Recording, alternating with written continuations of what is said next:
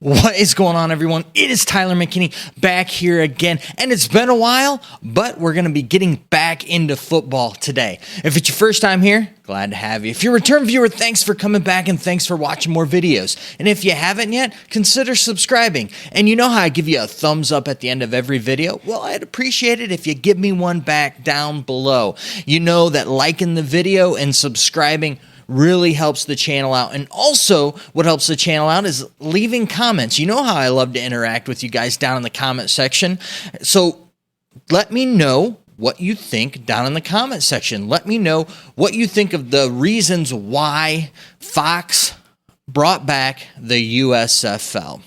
So, without further ado, let's get into the content for today, because I think that we've got a sleeper of, major information that we got. Today, we know the why. Well, at least we found out the why. So, this past week, what happened was Steven Tomsic, who's the CFO over at Fox, was on a virtual conference and kind of got into some details of why they brought the USFL back. And it's really interesting. We're going to first start off, I'm going to read a quote from him, and then I'm going to give you my thoughts on the whole situation. So here's what he said. "We think that there's absolute consumer demand for Spring League." Tomsic said, "It's not meant to be a competitor to the NFL, obviously, but it serves a few purposes for us. One, it builds another sort of sports property for us in the spring. The other piece is that we own it. And so the benefits, we don't rent the asset like we rent virtually all the other sporting businesses that we have the rights for. We own this asset. If it's successful, it would become potentially very, very lucrative asset for us to own. Lastly, it's another asset that becomes quite interesting for us from a sports betting perspective." So there you have it. That in a nutshell is why they brought it back. The main reasons why. And let's break this down first. So first talks about there's a demand for spring football. We know that. You guys watching this, you guys who have been a part of this channel know that spring football does fill a huge void that's there. Not only do people want more football, but on top of that, there really is a law in the sports world. If you are a big sportscaster, if you are somebody who is a big figure, in sports, and that the time to take off is after the Super Bowl. Usually the week right after, the couple weeks right after the Super Bowl is usually the biggest lull right there. And that time from when the Super Bowl ends to when the NFL starts ramping back up, when you start getting into the draft and all the combine stuff with that time in there is is kind of a law for them. It's not that there isn't any other sports going on or not any good content. It just doesn't draw like the others do. So to put football back in this space is huge, and it's huge for them. Now, this caveat, before we go on to the other two big reasons why, I want to make it clear. They keep saying this is not a competitor to the NFL, obviously.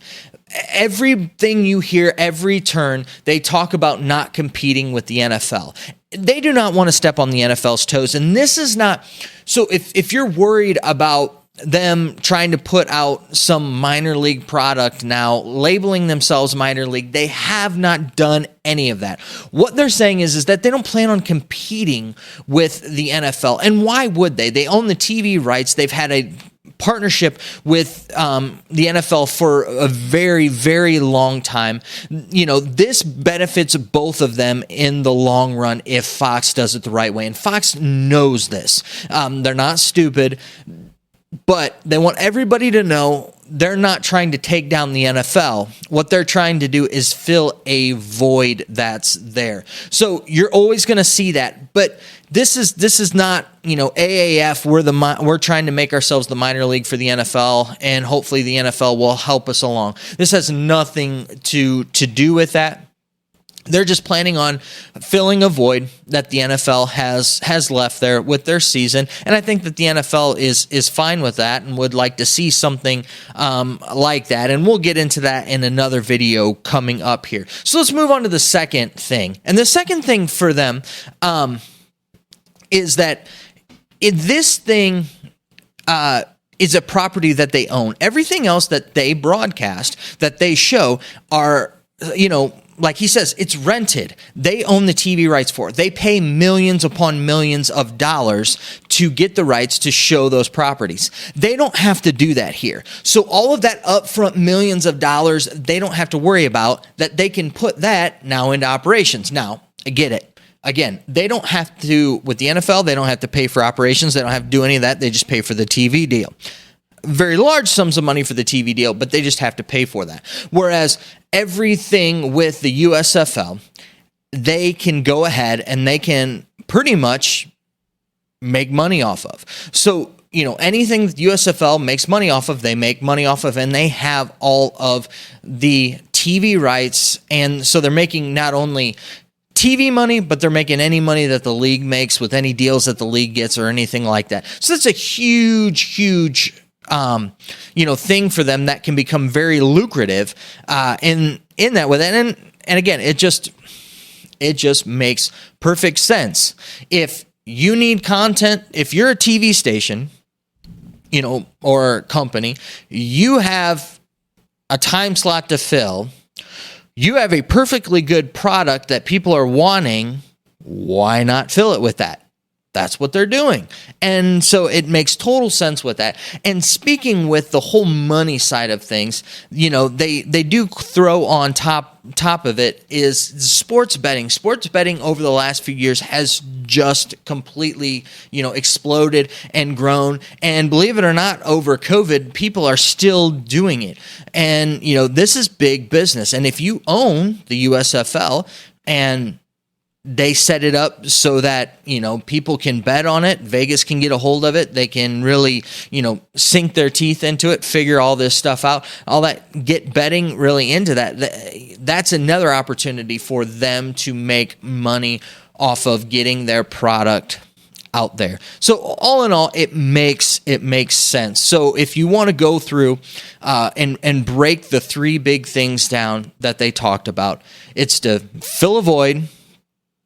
They don't have to pay any TV rights. They own everything, and they can cash in on sports betting. That's pretty much breaking down where they're going with this, what their thoughts are, why they brought the USFL back. The other reason that's just kind of the icing on the cake for them that made sense for them is the USFL is a legacy product. His words, not mine. The idea here is that people already, when you say the USFL, people already acknowledge what it is. They already know what it is. And so they have something to work with. They don't actually have to spend the money to, build an image. They already have one that, quite frankly, had a decent amount of football. Not all the games were great. But, when you look back on what the USFL was, people know what it is. And so it's good that people know the product, and the product doesn't have some of the stigma that all of these other spring leagues that have failed recently have on them. So, from that standpoint, that's just the icing on the cake, the cherry on top for them to really push this thing through. And that's probably part of the reason why you see them bringing back, old team names with slightly modified, modernized logos. That's why they're doing what they're doing with this. So that, in a nutshell, is pretty much the information that we have here. Those are my thoughts. It makes sense. It's very smart on paper, and it really lends itself into this looking like a really good thing. It's got me more excited, and again, I keep pumping the brakes on my excitement for this league, but the way that they are doing it, and the information that's coming out, and the way it's coming out, and how it's coming out, is just it's hard for me not to sit here and say that I'm not excited. I am excited. I remember what has happened to us in the past, and so I'm still a bit reserved, but I can tell you on the inside, I'm really looking forward to April 15th. All right, so that's what I think. Let me know what you think down in the comments section. Let me know what you think of, the comments that he makes and the statement with it. Are you excited? Do you think that this league's going to fold? I don't know what it is. I want to know what you think down in the comments section, and we'll continue the conversation on down there. All right, guys, listen, I know that you're busy. I know that I'm busy, so let's get on out of here. You have a good night. Bye.